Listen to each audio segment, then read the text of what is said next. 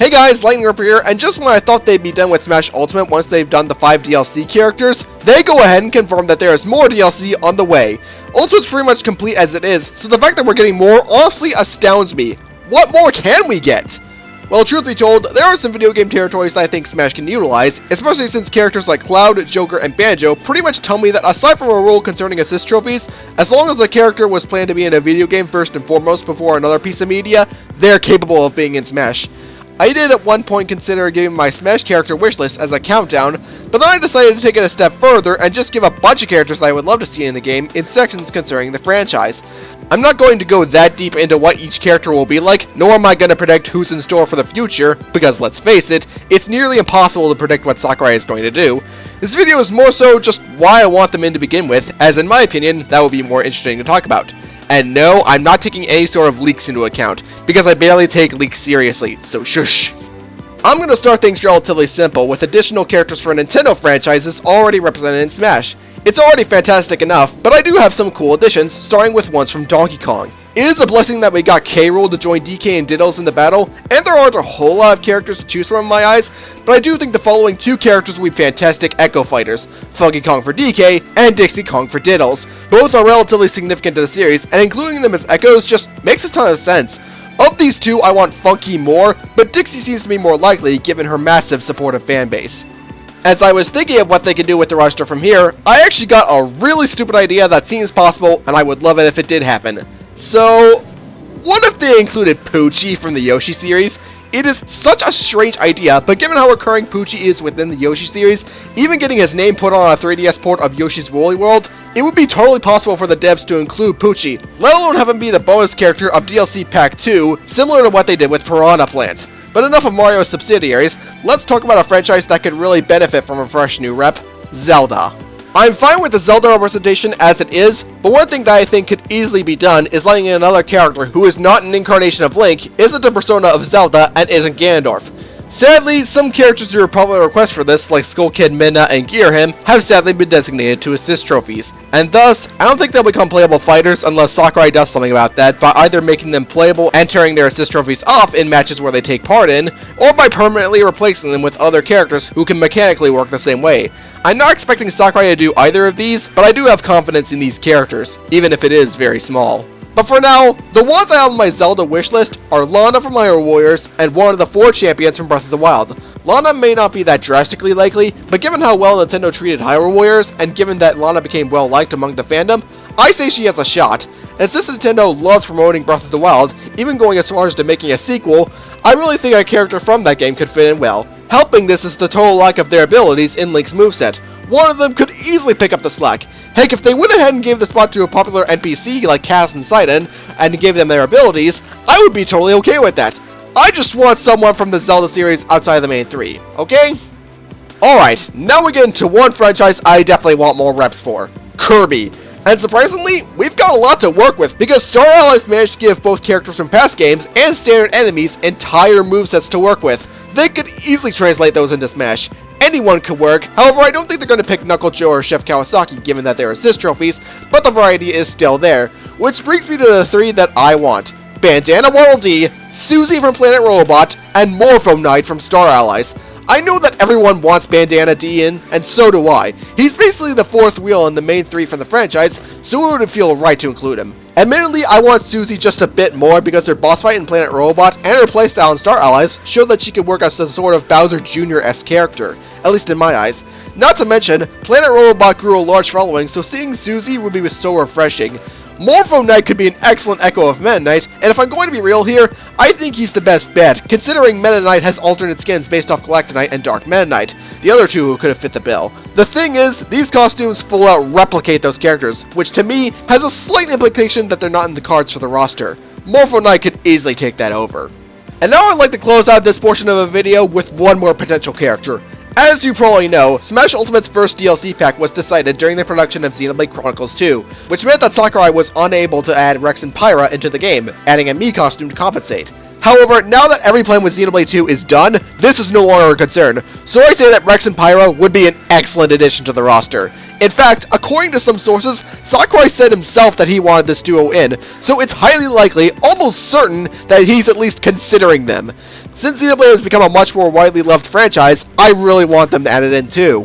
There are some potential candidates for this category I'd welcome, but skipped over, like a new Kid Icarus character, a new Punch-Out character, Byleth, a Pokemon from Sword and Shield, as well as some more Echo Fighter potential, but they're not on my high priority list, and I have more to say about other candidates, so let's move on to the characters from Nintendo series that have yet to be represented in Smash.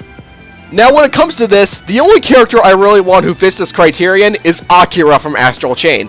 I know there's a lot of Platinum Games to develop Astral Chain, but Nintendo does have ownership over the license, and by extension, the characters, so I think that does boost Akira's chances of getting into Smash. And with how well Astral Chain is doing among the crowd, I think a ton of people will be in support of Akira getting in.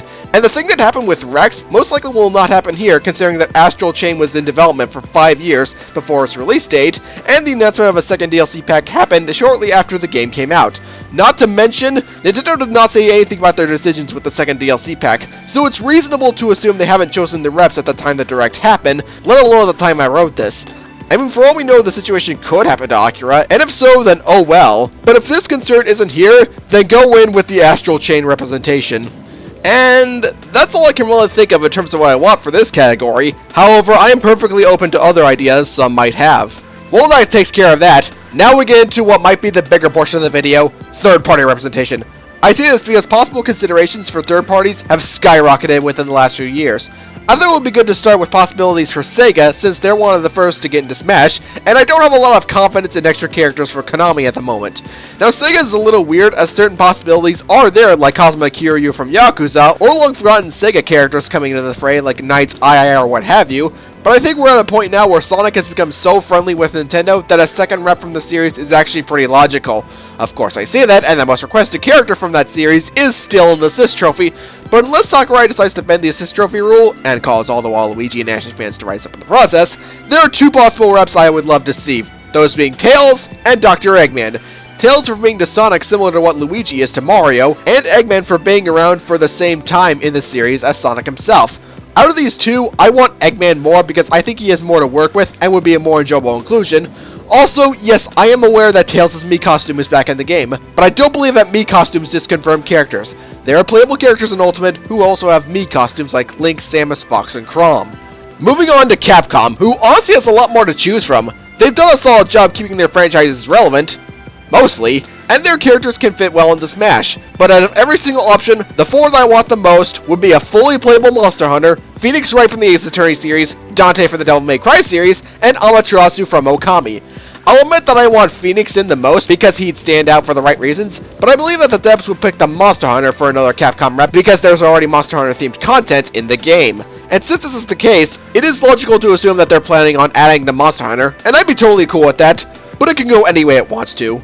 Given that Okami seemed to have gained a lot of its popularity from its release on the Wii, I do think adding Ami in would make a ton of sense, and I would wholeheartedly welcome Dante because the series is making a resurgence, and he'd be just a fun addition to the roster in general. Oh boy, Namco time. And of every third party that has a character in Smash so far, Namco is the only one who never stepped beyond one character, at least at Ultimate's launch before Rare and SNK got represented. Sega has Sonic, Joker, and Bayonetta, if you wish to count her. Konami has Snake and 2 Belmonts. Capcom has Ryu, Ken, and Super Fighting Robot. Square has Cloud and the Hero. But Namco just has Pac-Man, despite the fact that they co-developed the game. Yeah, I really think a new character should fix that, and I've got loads of characters from just one series alone to help out, the Tails series. With how iconic Symphonia is to the series and to the GameCube, as well as the fandom becoming less niche over time, I really think that they should include someone. In my case, the 5 I would love to see the most would be Lloyd Irving from Symphonia, Luke von Fabra from Abyss, Yuri Lowell from Vesperia, Mila Maxwell from the Xillia duology, and Velvet Crow from Berseria. Yes, I know the last two never came to a Nintendo console, but if Cloud and Joker can share those barriers, so can they. Despite my desires though, I will agree that Lloyd and Yuri are the most likely of these. Lloyd for being iconic with this game, and for having many wished for him since Brawl, and Yuri for coming from arguably the series' second most popular game, and for coming off that game getting re-released on newer systems. They could pick anyone and I'd be fine with the choice. But if they don't want to go the route of Tails, or do and go the extra mile, I have two other desires for Namco reps. Klonoa from Klonoa and Nightmare from Soul Calibur. Klonoa for fitting in incredibly well and for reportedly having a planned comeback soon, and Nightmare for coming off a hit title and for having an iconic game on the GameCube. Helping my desire for a new Namco rep is that the Lloyd and Heihachi Mii costumes are still nowhere to be seen, so it's very likely that they're planning a new character in order to add them back, and that's fine with me. Namco deserves more. Also, even if Heihachi from Tekken is not on my high priority list, having him in would be so swell. I don't want to go over extra rare representation or extra SNK representation, since I'm not entirely expecting them to go beyond what they got in the first pack, so I'll just send things off the square, and I'm with everyone else. I want Sora! He's been requested since Brawl, and given that the Xehanort Saga of Kingdom Hearts ended not that long ago, this will be a massive achievement for the series. It is also worth mentioning that on a technical level, Disney owns the rights to the character, and they've been slowly getting back into the video game swing of things, especially with Nintendo, so Sora in Smash is slowly looking to be highly plausible. I mean, I'd welcome other Square reps like another Final Fantasy character or, to an admittedly lesser extent, Geno, but Sora would just be right at home. Granted, I doubt they do a lot of representation for Disney characters, meaning we definitely won't find a trace of Donald, Goofy, or anyone else, but I really don't care. If Sora gets in, that's enough to make me giddy. Well, that was a lot to say, so I'd like to throw one last hat into the ring with characters from third parties that Smash has yet to look at. Even if the options for that range as far as the sky, I'm still mostly keeping a sharp mind by who would make at least some semblance of sense. Might as well start with the 4 I'd love to see, but I'm not completely clamoring for: Professor Layton, Ryu Hayabusa, Rayman, and Crash Bandicoot. I still cannot believe that we live in a timeline where Crash and Smash is looking entirely possible. Both Layton and Hayabusa have strong ties with Nintendo, while Rayman and Crash show that they get along with the company with their own devs. Crash is probably stretching it a bit, seeing as he was the poster boy for a rival console, that being the PlayStation, as well as many people associating him with that console, myself included, but since he's getting good ties with Nintendo, I'd say it's worth a shot. I mean, if Sakurai can advertise Xbox and be cool with that, anything's fair game. Aside from these, there's really 2 characters in this category that I'm clamoring for: Shantae and Travis Touchdown from No More Heroes. Travis for being largely associated with Nintendo consoles, even having his games be on Nintendo systems only, except for Travis Strikes Again, and Shantae for also being largely associated with Nintendo, and for amassing an enormous amount of people who want her in, even her own creators and WayForward themselves, and I myself really want Shantae in.